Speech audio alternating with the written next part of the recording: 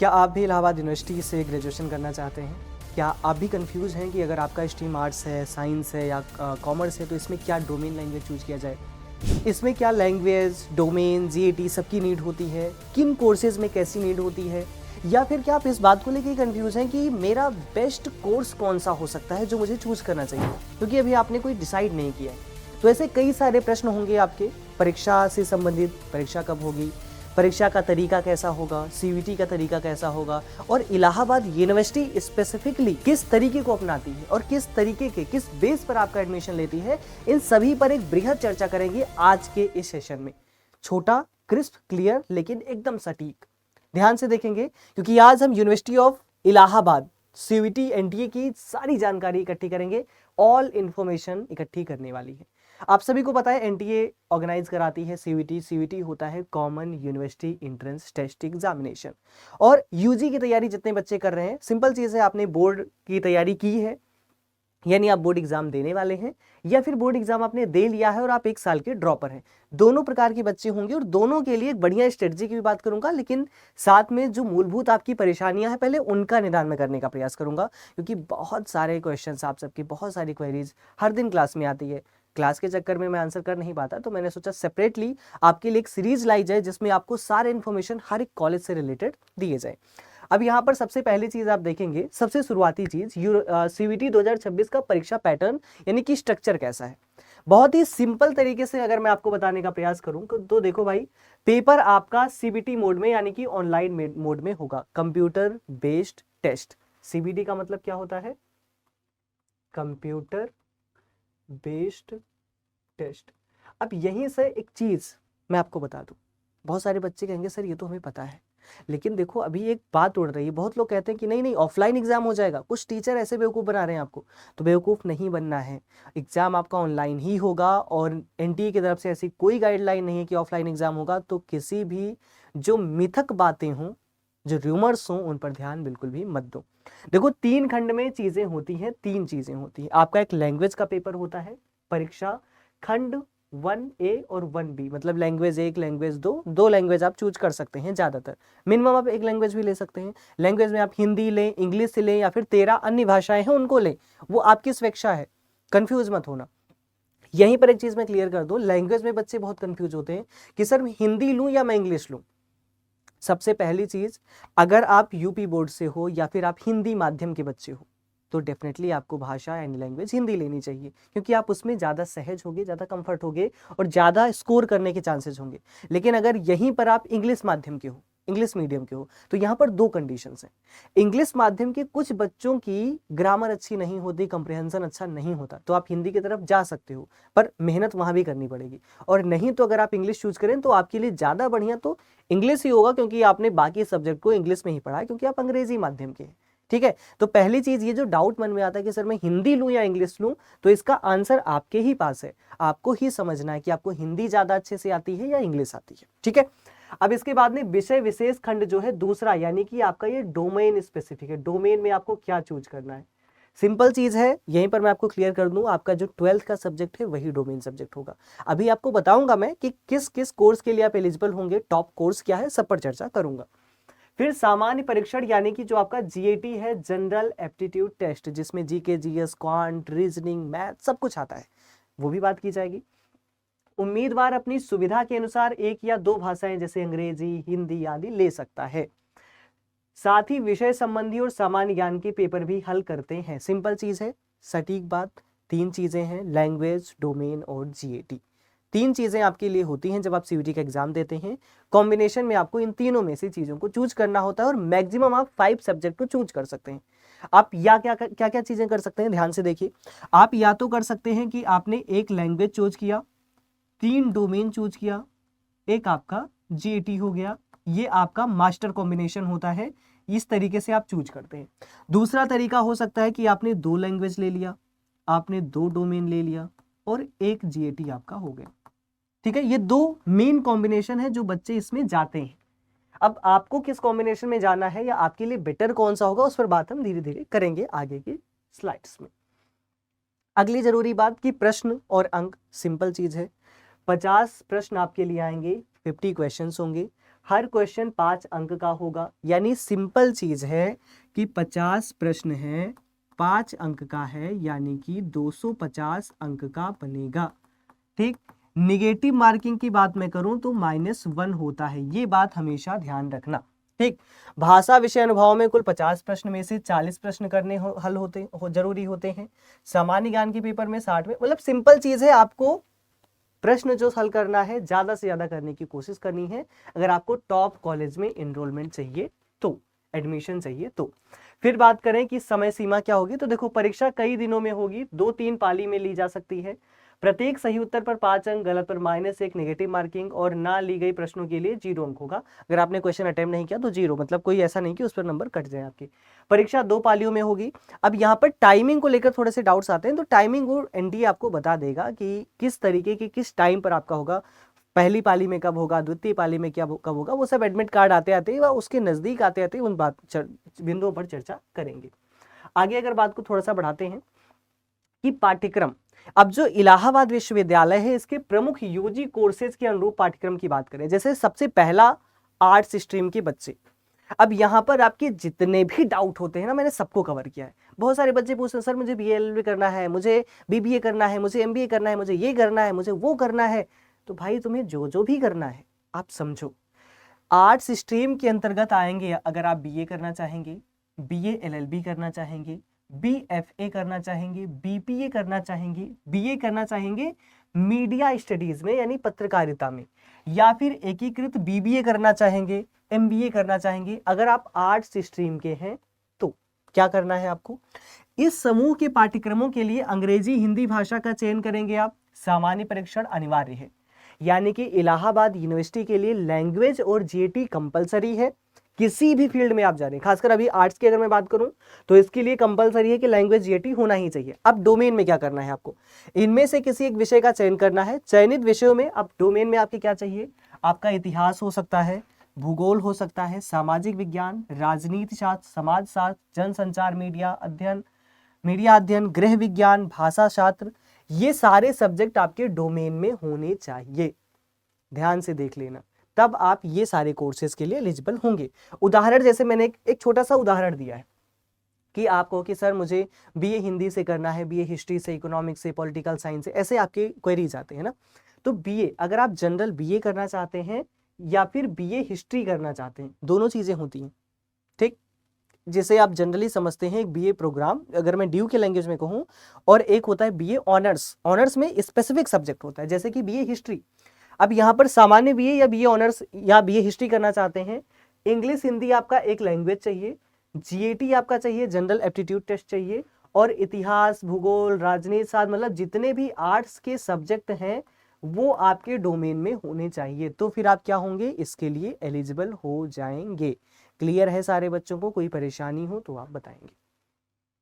अब एक चीज ध्यान रखें, अगर कहो कि सर नहीं मेरा जो डोमेन सब्जेक्ट्स है वो इनमें नहीं आते, मेरे डोमेन तो PCM है, PCB है, लेकिन फिर भी मैं BA करना चाहता हूं, तो हाँ आप एलिजिबल हो सकते हैं।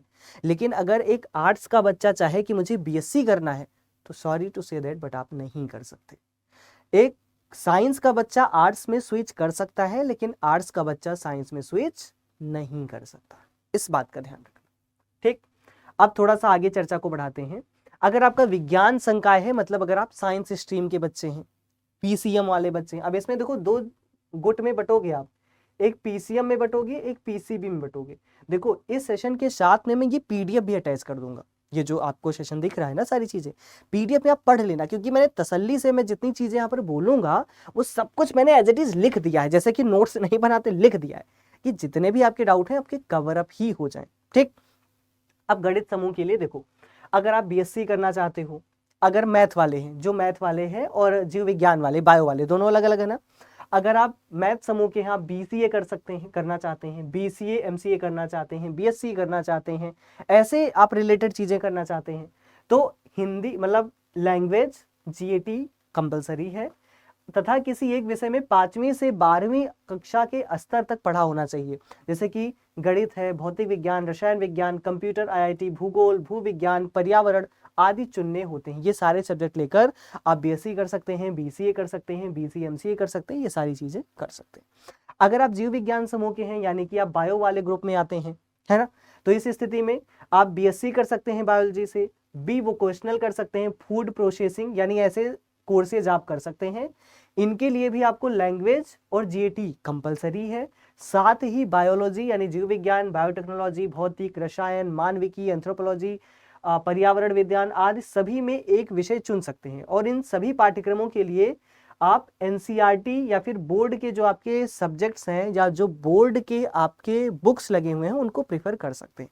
मैं अभी हर एक स्ट्रीम के लिए जो टॉप लेवल की, टॉप नॉच की किताबें हैं ना, उन पर भी बात करूंगा, आप परेशान बिल्कुल मत होना। सारी जानकारी आपको केवल एक वीडियो इसी के अंतर्गत मिल जाएगी, ठीक है। अब आगे इसके थोड़ी सी बात को बढ़ाते हैं। अगर आप कहो महत्वपूर्ण तिथियों की बात करो कि सर महत्वपूर्ण क्या क्या डेट्स हो सकते हैं, तो भाई देखो अभी सर्कुलर आया है ना, इसके अकॉर्डिंग एनटीए द्वारा जारी सलाहकार के अनुसार सीवीटी यूजी 2026 जो है मई 2026 में आयोजित की जाएगी, यानी मई में आपका एग्जाम होने वाला है।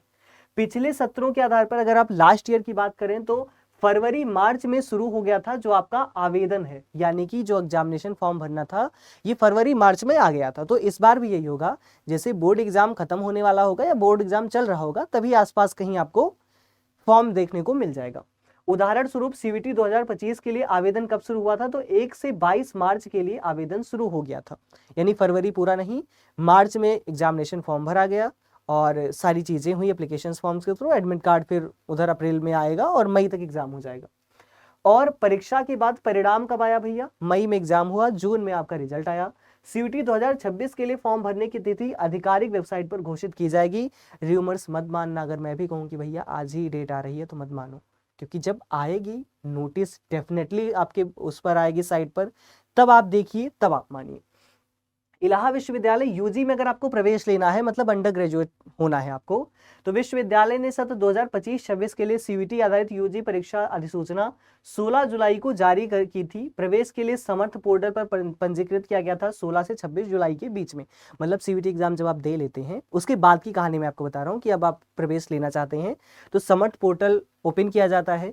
16 जुलाई को हुआ था पिछली बार, मतलब इस बार भी मान के चलो 16 जुलाई मिड या अगस्त तक आपको पोर्टल दिखते हैं, पूरे प्रोसेसेस होते हैं, डॉक्यूमेंट वेरिफिकेशन होता है, सारी चीजें इसके इर्द गिर्द होती हैं। अगली कक्षाओं के लिए भी इसी कालखंड में अपेक्षित है। आमतौर पर सीयूटी के परिणाम घोषित होने के बाद जो जून जुलाई है उसी में इलाहाबाद यूनिवर्सिटी में काउंसलिंग या सीट अलॉटमेंट का प्रोसेस कंप्लीट होता है। आगे आपके जो भी डाउट्स हैं देखते हैं कि आवेदन प्रक्रिया क्या होगी। तो आवेदन एनटीए की वेबसाइट पर आपको जाना है, वेबसाइट पर दे दिया है cvt.nta.nic.in, इस स्पेसिफिक वेबसाइट पर जाना, गलत वेबसाइट पर नहीं करना है आपको, ठीक है। आवेदन से पहले उम्मीदवार की आधार, शैक्षिक योग्यता जैसे 10वीं 12वीं की मार्कशीट, पासपोर्ट साइज फोटो, आपका सिग्नेचर, ये सब कुछ प्रिपेयर रखना। ये ना हो कि आप दुकान पर गए तो पूछ रहे हो कि भैया क्या क्या चाहिए, कुछ नहीं चाहिए, आपका 10-12 का मार्कशीट चाहिए, आपकी पासपोर्ट साइज फोटो, आपका सिग्नेचर, ये बेसिक आपकी चीज़ है। डॉक्यूमेंट की बात करें तो यहाँ पर एडमिट कार्ड, मतलब ये मैं बात कर रहा हूँ आवश्यक दस्तावेज की, तो एडमिट कार्ड है, 10वीं 12वीं की मार्कशीट है, फोटो हस्ताक्षर है, जाति वर्ग यानी EWS, OBC, SC, ST, PWD जो भी प्रमाण पत्र है उसकी भी जरूरत पड़ेगी। फीस की बात करें तो यूजी के लिए सामान्यतः 650 से 1750 विषय संख्या और वर्ग पर निर्भर करेगा। आधिकारिक वेबसाइट पर श्रेणीबद्ध विवरण आपको मिलेगा, मतलब ये स्पेसिफिक नहीं है, वेबसाइट्स पर आपको बाकी जानकारी प्रोवाइड की जाएगी। आगे बात करें इलाहाबाद यूनिवर्सिटी का आवेदन, तो यूजी कोर्सेज में प्रवेश के लिए सफल रजिस्ट्रेशन के बाद विश्वविद्यालय के समर्थ पोर्टल, अब समर्थ पोर्टल का भी मैंने दिया है, पर पंजीकरण करना होगा। इसमें सीवीटी अंक दर्ज करके फाइल अपलोड कर देनी है।